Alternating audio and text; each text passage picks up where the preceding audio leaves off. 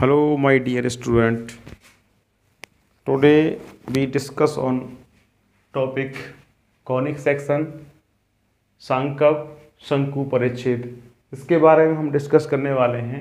इससे पहले जो वीडियो है हमारी, उसमें हमने सांकव के बारे में कुछ महत्वपूर्ण पॉइंट्स बताए थे।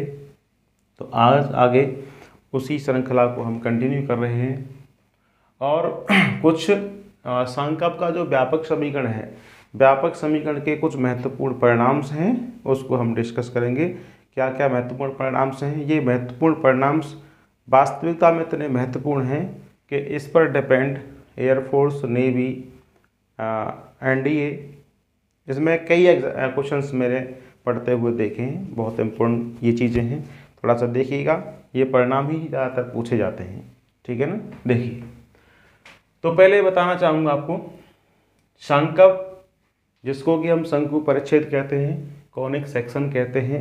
बेसिकली जो कॉनिक होता है, शंकु परिच्छेद है, वो शंकु का वो परिच्छेद होता है, शंकु का कटा हुआ भाग जिस पर कोई आकृति बनती है, ठीक है ना। जैसे मान लीजिए ये कोई शंकु है, ठीक है। अब इसको शंकु को भिन्न भिन्न प्रकार से यदि हम कट करते हैं तो जो आकृतियाँ बनेंगी, जैसे ये आकृति बन गई। अगर इसको हम आधार के समांतर कट करेंगे तो कुछ ये आकृति बनेगी। तो कुछ आकृतियाँ वृत्ताकार शेप में हो सकती हैं, कुछ आकृतियाँ आपकी परवलय हो सकती हैं, कुछ आकृतियाँ दीर्घवृत्त हो सकती हैं, कुछ अतिपरवलय हो सकती हैं, और कुछ आकृतियाँ समकोणीय अतिपरवलय हो सकती हैं। तो वो किस तरीके से होंगी, क्या क्या कंडीशन है उसकी, उसे हम बताएंगे आज को, ठीक है। तो सबसे पहले सांकव का जो व्यापक समीकरण होता है वो क्या होता है, जो आपको देख पा रहे हैं।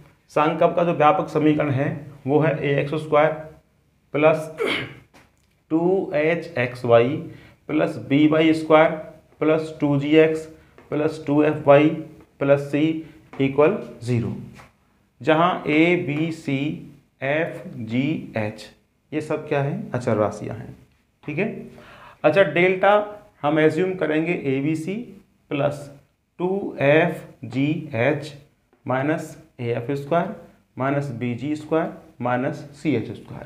डेल्टा और ये जो मानक समीकरण है, इन दोनों से ही हम आगे थोड़ा सा स्टडी करेंगे। तो देखिए, कुछ रिजल्ट्स हैं, बहुत महत्वपूर्ण रिजल्ट्स हैं ये। क्या है? पहला रिजल्ट है हमारा, सांकव का जो समीकरण, ये वाला जो समीकरण है, एक रेखायुग्म में निरूपित करता है। रेखायुग्म का मतलब रेखाओं का पेयर। एक लाइन ये है L1, एक लाइन ये है L2। इस पेयर को डिनोट करेगा कब? जबकि डेल्टा इक्वल टू 0 आ जाता है। यानी ये जो डेल्टा की वैल्यू है ABC plus 2fgh minus af² minus bg² minus ch², अगर ये 0 आ जाएगा तो जो ये वाला समीकरण है एक रेखायुग्म को निरूपित करेगा। इसका मतलब है ये समीकरण दो रेखाओं को डिनोट करेगा। क्लियर है? चलिए, अगला है सांकव।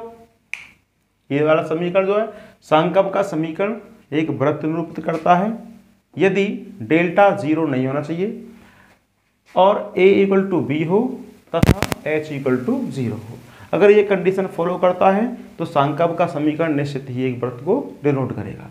तीसरा रिजल्ट है, सांकव का समीकरण एक परवलय को निरूपित करता है यदि डेल्टा बराबर नहीं है 0 के, यानी इसकी जो वैल्यू है वो 0 के बराबर नहीं आ रही है, और h² इक्वल टू a भी है। तो जो हमारा सांकव का समीकरण है वो एक परवलय को निरूपित करेगा। चौथा पॉइंट है, सांकव का जो समीकरण है एक दीर्घवृत्त को निरूपित करेगा यदि डेल्टा बराबर नहीं है 0 तथा h² की वैल्यू छोटी है ab से, यानी h² is less than to ab। ठीक, चलिए, पांचवा है, सांकव का समीकरण एक अतिपरवलय को निरूपित करता है यदि delta is not equal to 0 and h² is greater than to ab।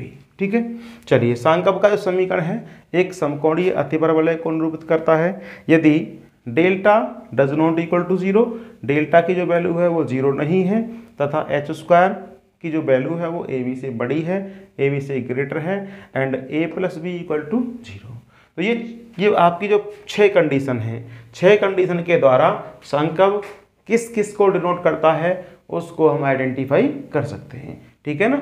और मैं अगली वीडियोस में ये जितने भी टॉपिक्स हैं, जैसे सर्कल है, वृत्त है, परवलय है, दीर्घवृत्त है, अति परवलय है, समकोणीय अति परवलय है, इनको मैं अलग अलग वीडियोज़ में डिस्कस करूँगा, ठीक है। तो इस वीडियो में इतना ही।